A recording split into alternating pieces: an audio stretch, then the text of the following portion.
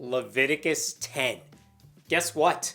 We get a story this chapter.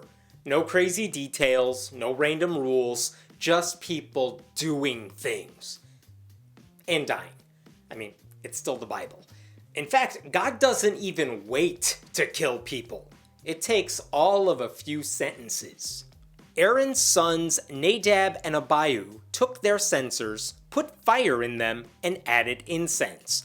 And they offered unauthorized fire before the Lord, contrary to his command. So fire came out from the presence of the Lord and consumed them, and they died before the Lord. You know what? I hate to say it, but we were better off with the furniture construction. It was tedious, but at least no one was killed for playing with sparklers. We barely knew these guys, and now they're gone. And for what? They made fire the wrong way. God likes his fires made with a special set of ingredients, and only in certain places. And these boys effed it all up, so God burned them to death like the result of some biblical gender reveal party. There's gotta be a better way to teach people a lesson. Normal parents have conversations about whether they should yell at their kids or send them to their room. Bad parents might spank their kids. And God's looking at everyone like, hold my beer, I got this, I'm gonna torture them. Aaron has been a loyal follower of God this whole time. He's gonna be so mad that God just murdered his family. At least his brother Moses is around to comfort him. Moses then said to Aaron, "This is what the Lord spoke of when he said, 'Among those who approach me, I will be proved holy. In the sight of all the people, I will be honored.'" Aaron remained silent. Yeah, I would be silent too if someone murdered my kids and then the murderer's friend / my brother tried to lecture me about it. As if there's any legitimate justification for fire murder. Moses summoned Mishael and Elzaphan, sons of Aaron's uncle Uzziel, and said to them, "Come here, carry your cousins outside the camp away from the front of the sanctuary." So they came and carried them, still in their tunics, outside the camp, as Moses ordered. "Carry their dead bodies away from me. I want to scare the hell out of you two before you even think about making me a low-quality fire in the future." And these two dead guys are still in their tunics? How? God set them on fire, but their clothes are still in good shape? I mean, come on. They should be charred or torn up or something.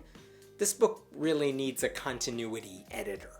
Then Moses said to Aaron and his sons Eleazar and Ithamar, "Do not let your hair become unkempt, and do not tear your clothes, or you will die, and the Lord will be angry with the whole community. But your relatives, all the Israelites, may mourn for those the Lord has destroyed by fire. Do not leave the entrance to the tent of meeting, or you will die, because the Lord's anointing oil is on you." So they did as Moses said. This is how the terrorists win.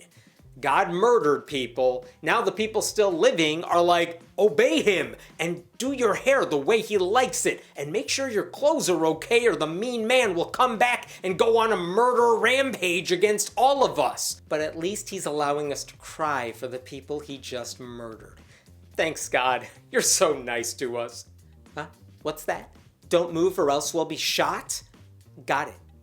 Then the Lord said to Aaron, "You and your sons are not to drink wine or other fermented drink whenever you go into the tent of meeting, or you will die. This is a lasting ordinance for the generations to come, so that you can distinguish between the holy and the common, between the unclean and the clean, and so you can teach the Israelites all the decrees the Lord has given them through Moses." Oh, great. God has more reasons he'll kill you. Didn't we just go through many chapters of laws? And here's God like, wait, I forgot one. No wine in my house. Moses said to Aaron and his remaining sons, Eleazar and Ithamar, Take the grain offering left over from the food offerings prepared without yeast and presented to the Lord, and eat it beside the altar, for it is most holy. Eat it in the sanctuary area, because it is your share and your son's share of the food offerings presented to the Lord. For so I have been commanded. But you and your sons and your daughters may eat the breast that was waved and the thigh that was presented. Eat them in a ceremonially clean place. They have been given to you and your children as your share of the Israelites' fellowship offerings. The thigh that was presented and the breast that was waved must be brought with the fat portions of the food offerings to be waved before the Lord as a wave offering. This will be the perpetual share for you and your children, as the Lord has commanded. I feel like I need to repeat this point. God began this chapter murdering people, and the rest of the chapter involves the dead guy's extended family talking about how they can thank the murderer.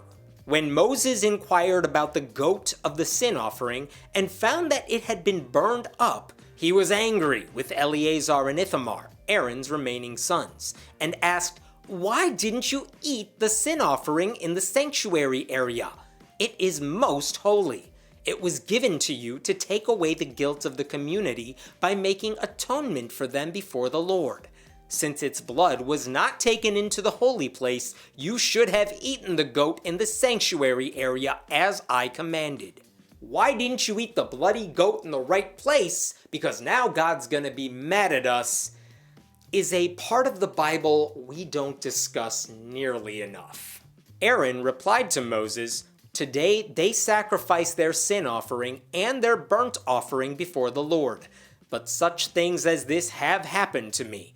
Would the Lord have been pleased if I had eaten the sin offering today?" When Moses heard this, he was satisfied. You know, for a man whose boys were just killed, Aaron is surprisingly calm.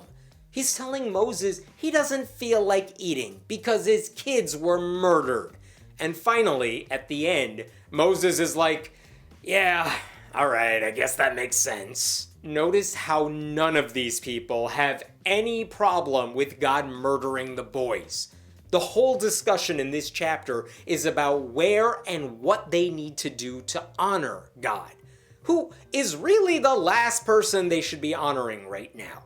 Are you glad we're back to storytelling? If you are, then the murders of Nadab and Abihu are on you. It's your fault for not wanting more instructions. Now, go eat some grain and bloody goat in order to make things all better. Somehow.